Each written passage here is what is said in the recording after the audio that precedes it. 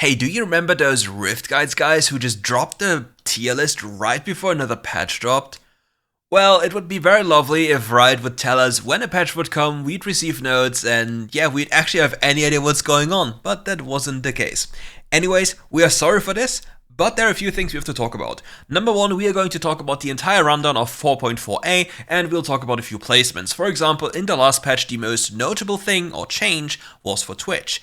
Twitch is now substantially weaker. He is no longer in the S tier category and he is more like a B tier champion. But still, he'll be able to get you killed because people will not pay any attention, refuse to buy control wards, and he'll get to scale into the late game and then one-tap you and your entire team. But still, he's substantially weaker. And now let's talk about all the changes. First, we have a change to Cori. His attack damage is going up by 2 and his attack damage per level is going up by 0.4. So why is this happening?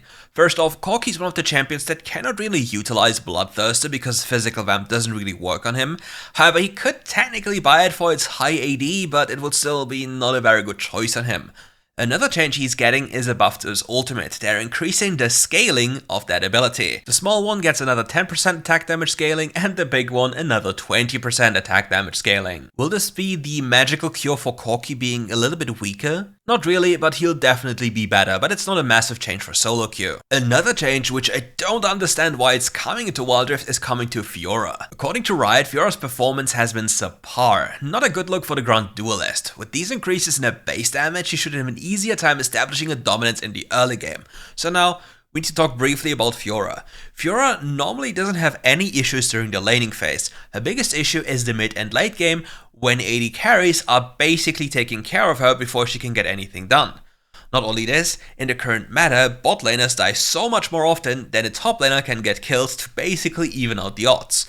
And if you have a 10-0 AD carry, you're more likely to win than with a 10-0 Fiora. And technically speaking, it's just about please nerf AD carries and don't overbuff top laners or Baron laners, because that in a vacuum will just go completely out of control. Like, Fiora isn't weak, she rather suffers from AD carries being too strong, and for some reason we have buffed AD carries again in the last patch, and now we're buffing other things rather than nerfing things. So what are they doing to Fiora?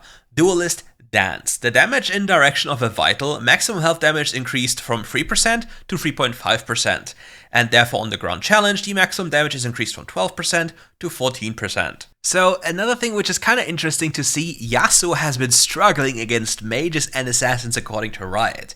A little boost with his wind wall should help him with that. So number one, how does it really help him against assassins? And number two, since when did he ever struggle against them since the tank build and defensive boots have been implemented into the game? This sounds like more of an issue with people who still go for the damage build and want to be like playmakers and then just, well, unfortunately die.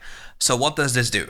Yasuo's Wind Wall is the ability he maxes last, and therefore this buff is actually quite impactful, because he gains 3-second cooldown reduction for absolutely free with 1 point investment. So ladies and gentlemen, Tank Yasuo has officially become even more annoying. Next up comes Atrox, and Rice says the following. Atrox hasn't been as dominant in the Baron lane as we had hoped.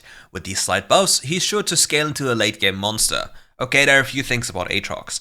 Atrox is more of a jungler than a Baron laner as of right now, and most of the time he'll be very successful in snowballing games by going for Yumu's Ghostblade. So here's one thing you cannot really do in the Baron lane, rushing Yumu's Ghostblade, because every other Baron laner that just goes for plated steel caps kills you. So any damage changes for him here in the form of his passive gaining more damage depending on the maximum health of the enemy, and his first abilities scaling, is not really that much of an impact on how this champion is played.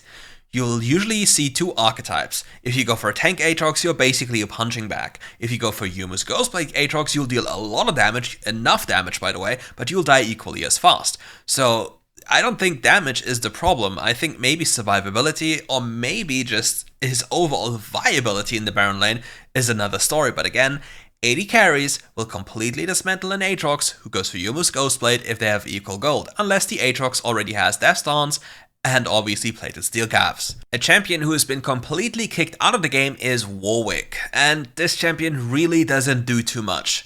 He can't really reach, he does barely enough damage to kill you, and if he's close to you, he maybe kills one, but then afterwards he just gets kited and killed again. So he's very dependent on getting a flank onto somebody, going for isolated 1v1s similar to a Fiora, but just generally isn't as strong and thematically good in the game. So what is Riot doing to combat that one? They're buffing his first ability's damage on maximum health. They're increasing it by 1%. Another thing they're doing is they're reducing his ultimate's cooldown by 5 seconds. Will this change anything? No. Like most of these changes we are reading or seeing are not really impacting anything in solo queue. They're just slight buffs, slight nerfs, slight adjustments that will put labels on champions, and these labels will then lead to a lower or higher play rate, and then maybe afterwards, depending on the Riot's number system they're employing, they'll get more nerfs or more buffs. But these ones are completely not impactful. However, we have one change that is more than impactful enough for the lovely rat in the jungle. Twitch is an annoying existence in the jungle role, especially with the matchmaking in place, the meta in WildRift. He barely gets punished, he gets to scale, games are extended because they are not ended because people lack the ability or understanding how to end games, and this champion just gets to scale for free. So what is Riot doing about this? They're nerfing the ability power scaling on his passive, making sure it deals less damage. Another thing they're doing is they're nerfing the third ability's damage on monsters, as well as the scaling of that ability. Next to this, they're increasing the spray and pray ballistic speed, which doesn't really make too much of a difference. I mean, you probably won't be able to outrun the auto attacks anymore with this, but it's something you have to take a look at. But most of the time you'll have runons anyway. And there's another thing about Twitch that happens later in this patch. There are nerfs to items. We have Runon's Hurricane and Crown of the Shattered Queen, two items that Twitch loves to have. Runon's lost half of its AP, and Crown of the Shattered Queen lost a lot of HP. But there's a thing about Runons that, well, is more of a game changer than its stats. It's about its range. For whatever reason, this item grants you bonus range. If you have a proxy target in front of you, you'll then still be able to attack champions that are far outside of your auto attack range with just the Runon's bolts.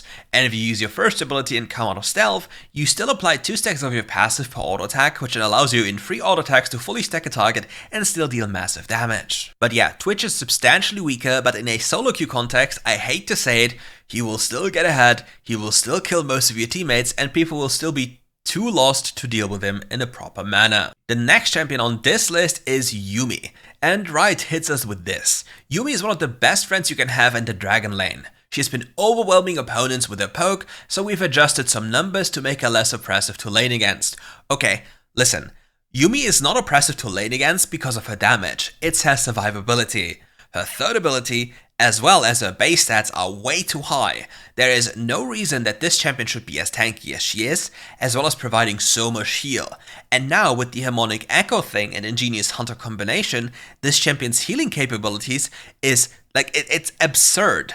And the damage is just a nice extra. It's not even the biggest part about a Yumi, you simply cannot die anymore. But what are they doing? They are lowering the ability power scaling on her first ability. And yeah, that's kind of it, so not really anything. On her ultimate ability, they're also lowering the ability power scaling. Like you see, there are barely any changes that matter because Yumi as a champion isn't fundamentally known for her damage capabilities in a solo queue context. It's more about you don't die and you have some extra damage and stats. So yeah, this will not change anything about Yumi's placement on the tier list. The next champion that comes up is Shiana. They're increasing the flat damage of her second ability as well as the scaling of it. On top of this, they're granting her ultimate more health to make her more powerful in the early stages of the game. I personally believe this is an interesting change and I'm curious to play her to see how fast she clears and how fast she can take over games in a sense of side lane pressure. Shiana isn't necessarily known to be a teamfight champion unless she has ultimate ability and maybe Ghost and perhaps Righteous Glory. But outside of this, she's a very powerful split, where she can just take down towers and is barely possible to be faced 1v1 simply due to how her kit functions. The next change is very confusing to me, and here we have Janna. Riot says the following: after her rework, Janna has been maneuvering her allies across the rift a little bit too well. We've adjusted her numbers to allow her opponents to catch up.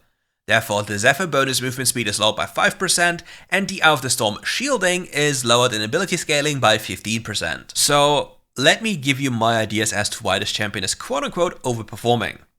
So, Janna herself doesn't really do too much. She's a silent spectator. She doesn't really carry lane, she just exists and denies, like so-called disruptor. But what about a champion that you personally chose to remove all skill from? Your ultimate doesn't lock you in place anymore and keeps on healing. Your third ability cannot even be targeted anymore and is automated. Your second ability is automated and heat-seeking, and your first ability comes out instantly after you place it down in like 0.5 seconds. So where exactly is the skill expression, and where exactly can you mess up things? Not really anywhere. The only real skill thing you can do is run Ingenious Hunter and Harmonic Echoes. So with all of this in mind, and matchmaking in WildRift in mind, a champion that physically cannot mess up anything will have a high win rate. Unless, obviously, all of her spells are absolutely terrible. So yeah, I'd rather personally see a change where you can impact Janna's spells as a player than having it all automated and then just adjusting the numbers. A more interesting change is coming to Brand. And here Riot says that Brand has been underperforming both during the laning phase and in teamfights, and these buffs will allow him to scale properly alongside his fellow mages. So what are they changing? They're granting him 40 more base health, they're increasing the conflagration damage by 10% AP, and his ultimate's damage is also increased by 5% scaling. So funnily enough, they say that this will fix him or at least help him out, but the biggest issue is that in the past, Brand's damage came from all the explosions, like his passive, right? But that is still not the case here because it takes too long. The damage in the game is currently too long for burn damage to be very effective.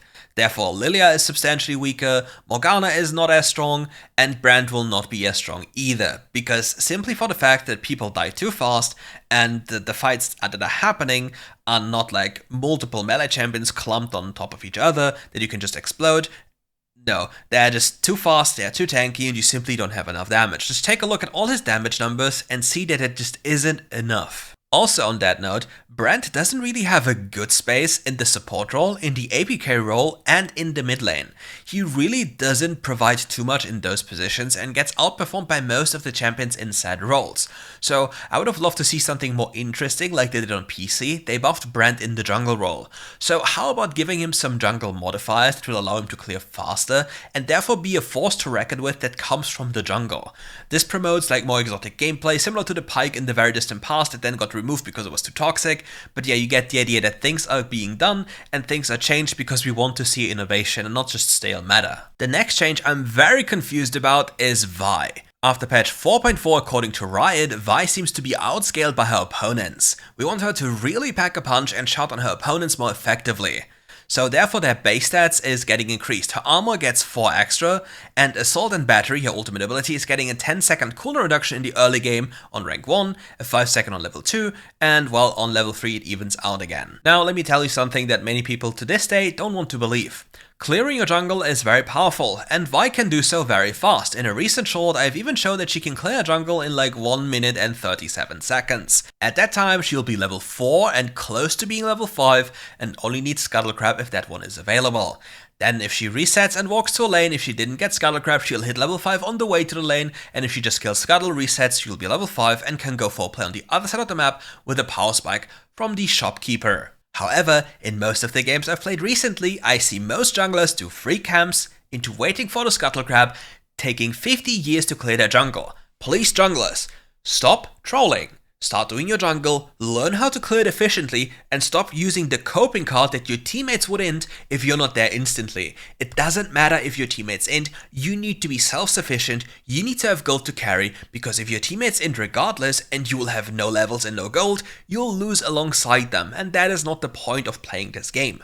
You want to win, so you have to do things that might look a little bit troublesome at times, but well, it will be pay off big time, especially if you learn to understand that jungle economy is very powerful, even if you don't get any single kill. So yeah, I don't know why we are buffing Vi. A champion that needs to be buffed though is Echo, and Riot identifies this correctly. He has been lacking in the mid lane and jungle role. The buffs are the following. They're buffing his first ability's outgoing and returning damage by flat 10. As for his ultimate ability, its cooldown is getting reduced by 10 in the early game, by 5 on level 2, and it evens out to the past value on level 3. But in all honesty, these changes will most likely not be enough. The ultimate change is probably the best change, granting him a 10-second window of having more ultimate abilities, and unless his first ability clears the wave in a way that it didn't do before, or significantly increases his jungle clear, then it will still not do anything, because it's only 20 damage on a burst-centric mage that does so much more with all other things. But again, I can understand Riot not wanting to overbuff an AP champion, because AP champions are very scary and difficult to balance, because once they have free items, they just one-tap you out of nowhere. So yeah, I'm rather happy about this approach here. But still, I don't believe it will be enough for Echo to be viable, or in a sense like broken or very good. Something that also needed to happen was a change to Crown of the Shattered Queen. This item was and still is too broken. We are getting a build path update, making the components deal less damage but offering more ability haste. The total cost is also unchanged, and we have changed to its complete stats. The ability power is reduced from 70 to 60, the ability haste upgraded from 10 to 20, the maximum health is completely removed, and the duration of the incoming shield effect is reduced from 1.5 to 1 second, and the cooldown for each trigger to reduce that shield's cooldown is also reduced from 5 seconds to 4 seconds. So yeah, this was very much needed because this item was way too broken. However, this item will still be core on many champions, but it's not as abusable as it was beforehand. So when you saw this item being built second, I think now it might be only a play to build it third, because it lost damage, it gained haste, yeah, but you're also way less tankier, and you have a bigger window to get punished for when the shield is down. But don't worry, every single mage will still have this item in its fully completed build. A more interesting change, which I personally didn't expect, comes to Magi's Soul Stealer. They're increasing the cost by 300, lowering the maximum health by 30, and the ability power by 5. So personally, I don't really understand these changes, because Magi's Soul Stealer was a very opportunistic buy, and you need to be very keen on when you do it and at very key situations, because if you just do it for fun, you will deal no damage, because every other first item that's a real item will deal more damage, and it's just about you hoping to get kills around certain fights. For example, you'd be able to buy this item and boots before the first objective fight, then commit for an objective fight and hopefully get it stacked. And with the extra gold from the fight and then the minion wave you'll get afterwards, you will get your fully completed first item afterwards. But in all honesty, this sounds more like a dreamlike scenario, and that would never really come true, and you would be better off just building normal items and just going Magi's after the laning phase ends,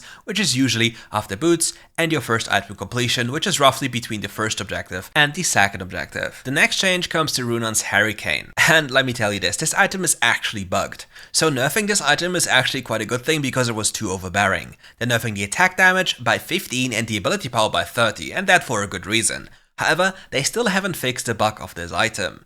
Runon's increases your auto attack range by like 20 to 25%, and it's kind of weird how it happens, right? I'll just include a screenshot here so you can see what I mean, and then I'll make a dedicated video about this and explain a few things and how it actually works. But yeah, as long as they don't fix the range extension of this item, it will still be a broken one. And before we end the video, here are the skins that are coming out soon on the 17th of November. Heartsteel Ezreal, Heartsteel Kayn, Heartsteel Set, and Heartsteel Yone. And that's it for today's video. Thank you all for watching, and if you enjoyed the video, leave a like and subscribe to the channel, boost the algorithm with a comment, call me a nice man or a pig, I don't really mind, you're both correct anyway. And see you soon for another RiftGuides WildRift video. Oh yeah, and take a look at the second channel for interesting gameplay, you know, just some hinting here and there. Anyways, see you.